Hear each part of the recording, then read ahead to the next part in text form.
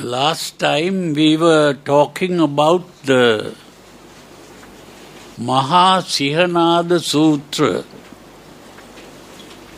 Now in that sutra we were talking about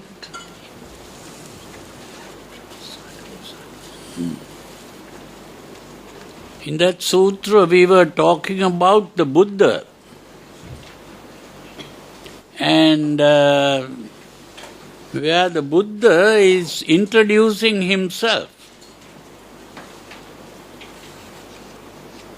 And I hope you remember what we were discussing. And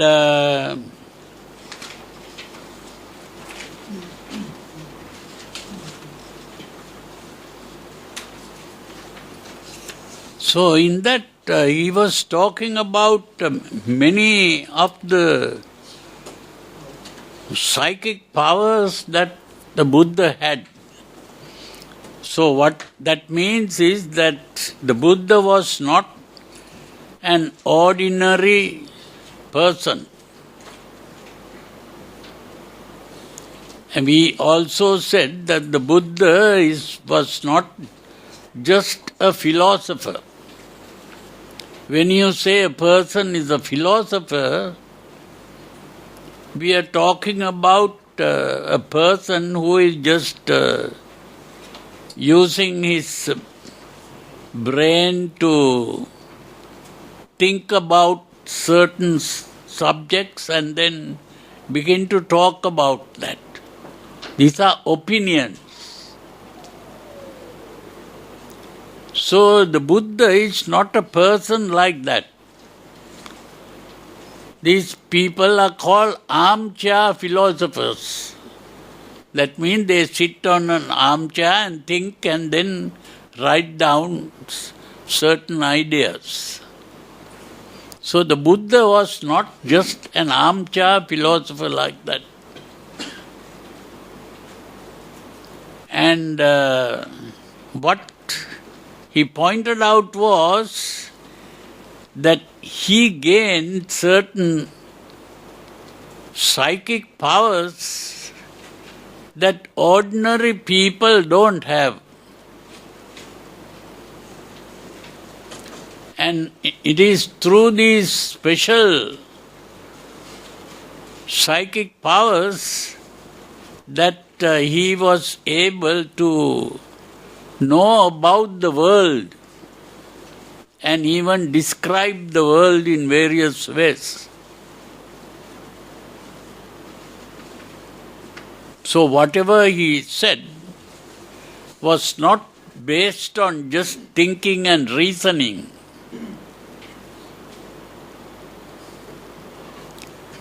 It's not logical reasoning.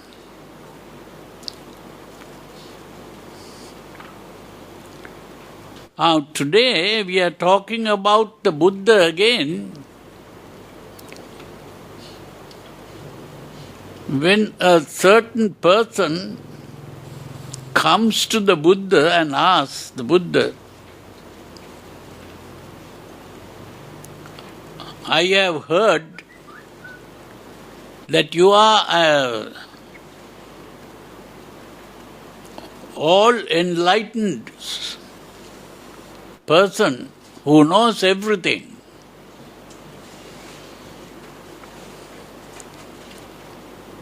Is that true or false?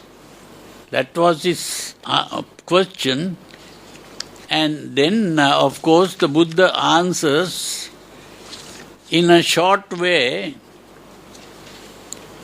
So that is what I am going to read now. This is called the Tevijja-vacchagottasuttaṃ. We have been talking about this earlier, but I want to point out that a certain person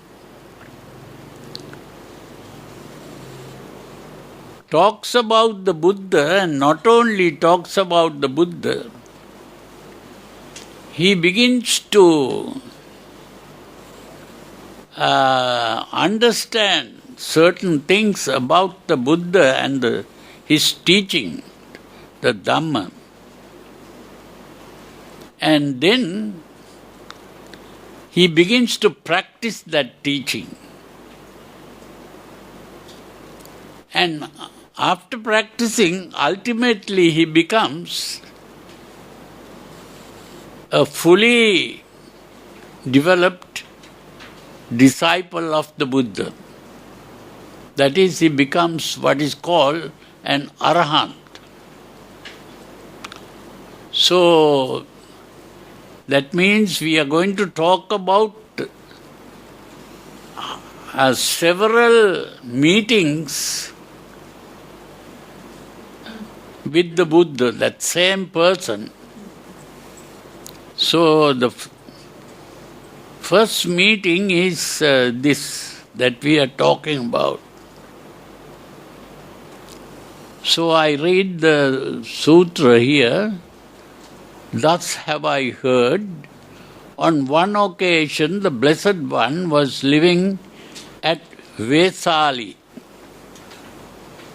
in the great wood in the hall with the peak roof. These are translations in the paper, but I have given different meanings for this. The Maha is the word that is being used.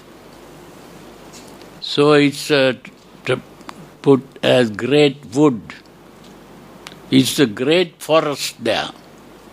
That means Vesali was the name of the city, and near the city there was a great forest, and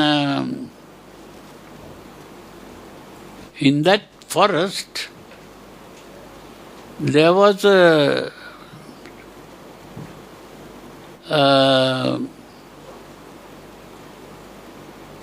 ascetic who was living in a place called the Hall with the Peak Roof.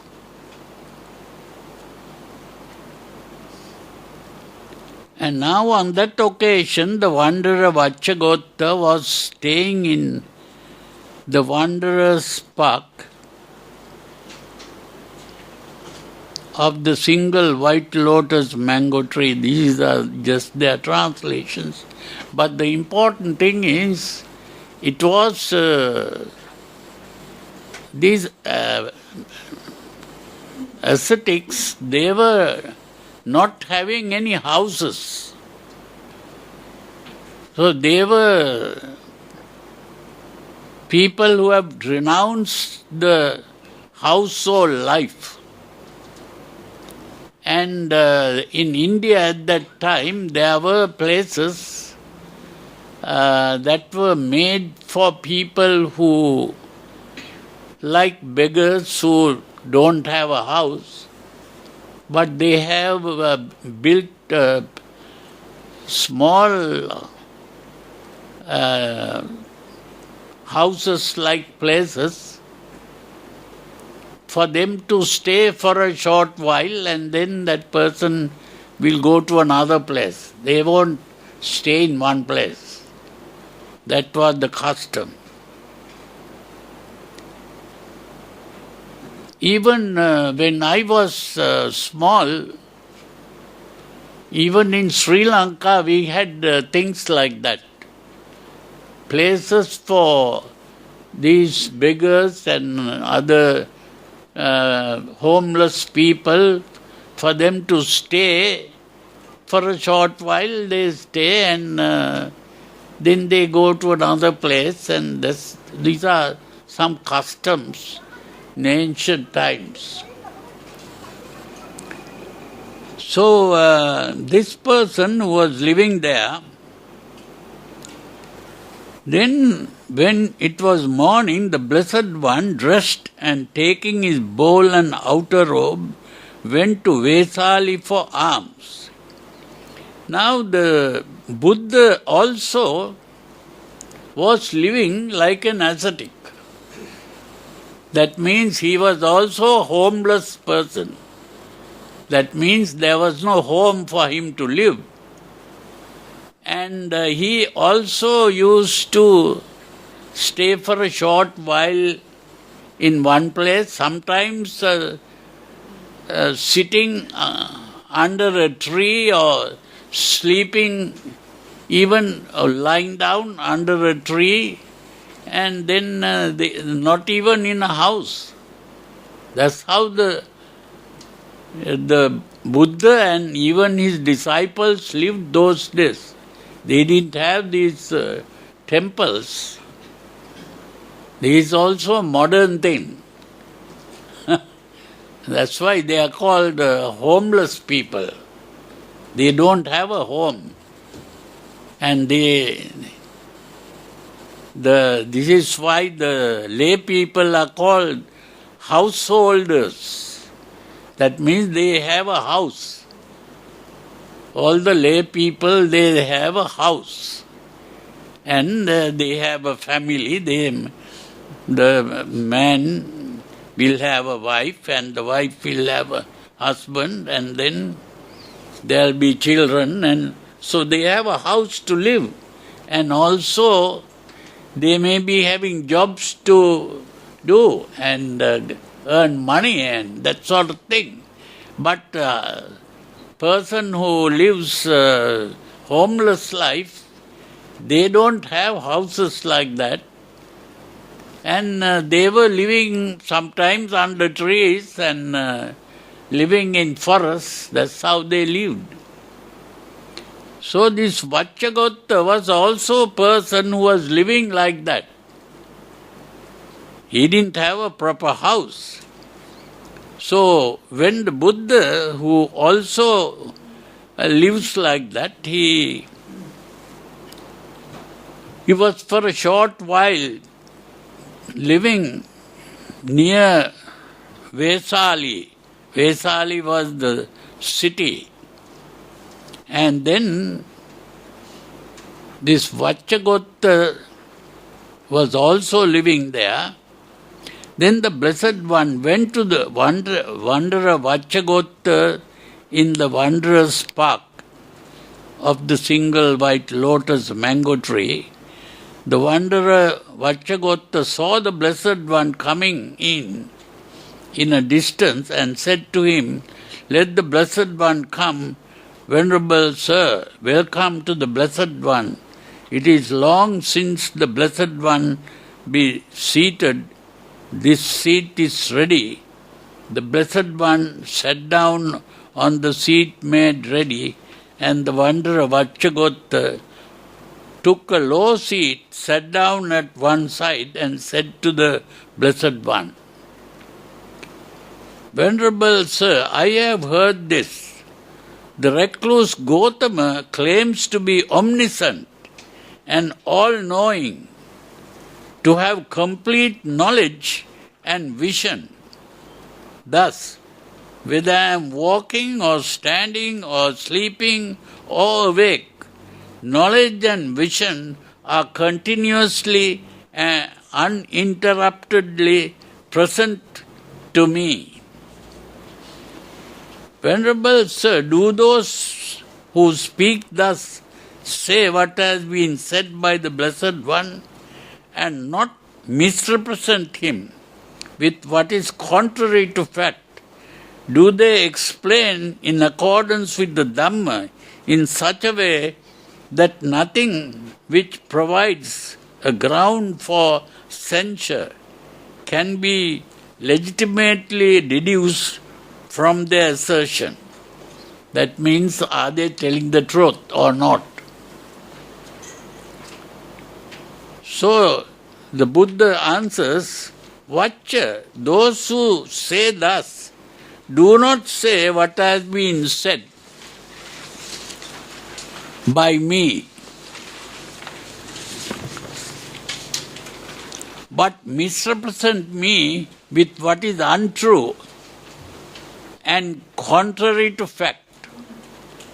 Now this is very important because he doesn't say that he is omniscient. Omniscient means knowing everything.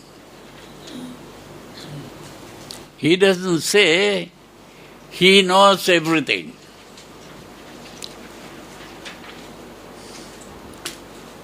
If you answer thus, the recluse Gautama has threefold true knowledge. You will be saying what has been said by me. So he said, I have three knowledges. So I am a threefold knowledge person, not a person who knows everything. You see, now he says, for insofar as I wish, I recollect my manifold past lives, that is 1 birth, 2 births, and even 100 births, thus with their aspect and particulars, I recollect my manifold past lives. That means he can remember the past. And many lives, countless number of lives, he can remember, not just 1 or 2.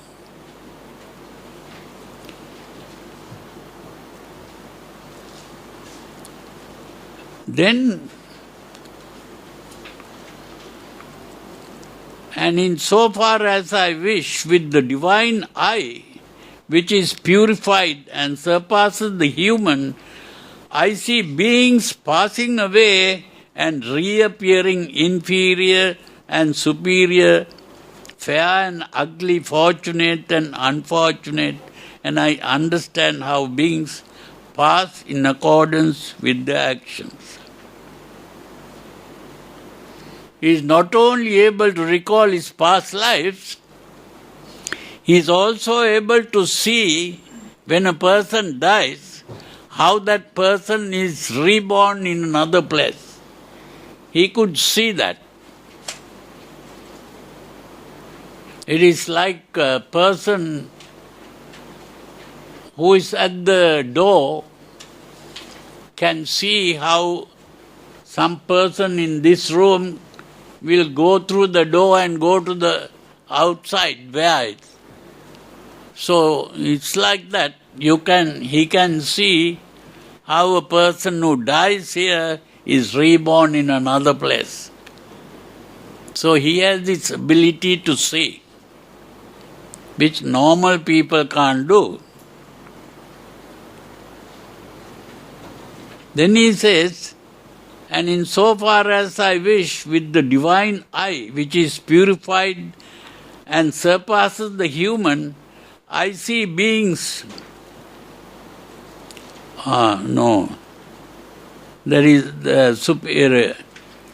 By realizing for myself with direct knowledge, I here and now enter upon and abide in the deliverance of mind and deliverance by wisdom, that are taintless with the destruction of the taints. If you answer thus. Now here the third one is that he has understood the realities of life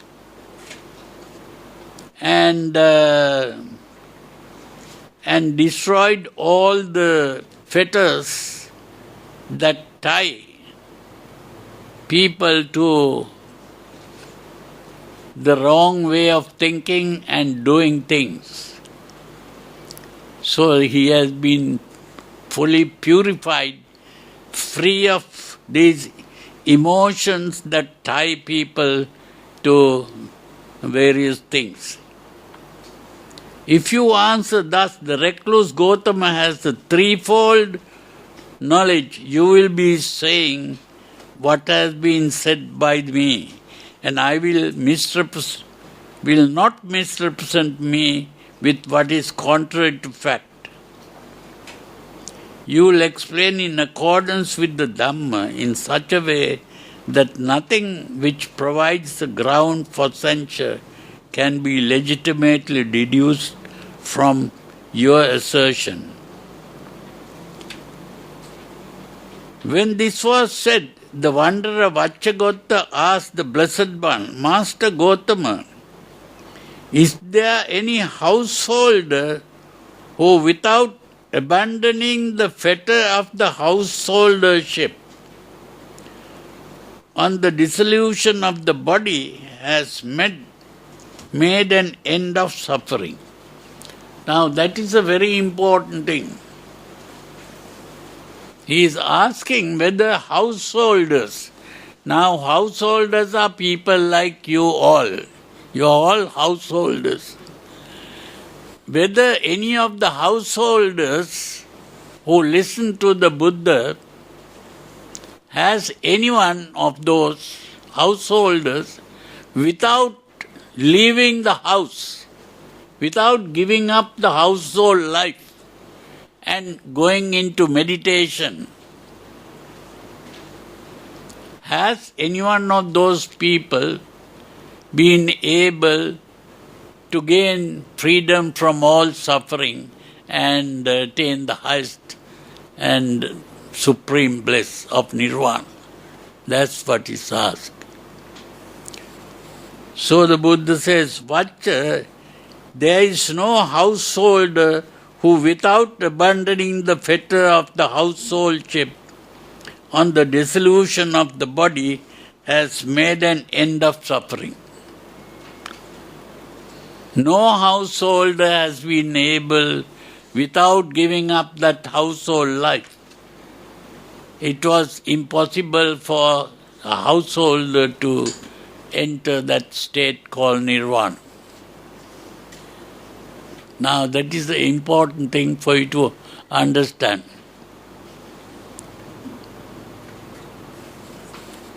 Then he asks another question. Master Gotama, is there any householder who, without abandoning the fetter of the householdership on the dissolution of the body, gone to heaven? Do you know of any person who has not given up the household life, and while being in the household life, lived a good way of living, and whether such a person is able to enter heaven? Then he says, Vaccha, there are not only 100 or 200 or 300 or 500, far more householders without abandoning the fetter of the household life on the dissolution of the body have gone to heaven. That means it is possible, while living in the household life and leading a good life, you can, by meditating and living a good life, you can enter heaven. That means you can enter a good place after death. So going to heaven is not so difficult for the householder. But if you want to attain nirvana, then you have to give up the household life. That's the important thing to understand. Then he says, Master Gotama, is there any ajivakas who on the dissolution of the body has made an end of suffering? Now it's very important to understand that word ajivaka. Ajivaka is a renunciate. Ajivaka is a person who has given up the household life and but not a disciple of the Buddha. They have given up the household life and they may be practicing all kinds of self-mortification and giving pain to their bodies and things like that. But whether such a person is able to bring an end to all suffering.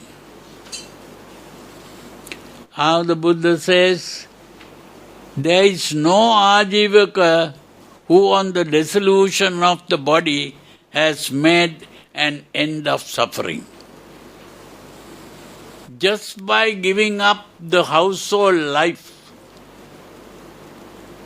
and doing all kinds of other things, it is not possible to bring all suffering to an end.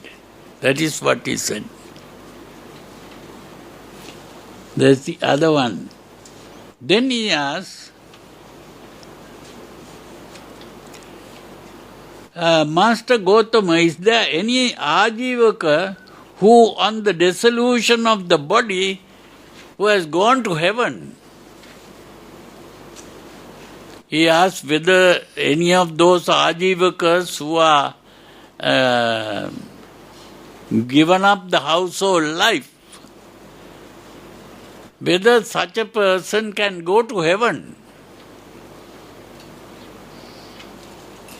He says, well, when I recollect past 91 aeons, that means for a very long period, he is able to see about other people, and he says there was only one person who was able to go to heaven, and that was a person who believed in what is called bad karma and believed in rebirth. That means it was possible for just one person that he know who could go to heaven. But most people, ajivikas, they don't even go to heaven. That's what he said. That being so, Master Gautama, that sectarian fold is empty. Even for one who goes to heaven. That being so, Vaccha, that sectarian fold is empty even for one who goes to heaven.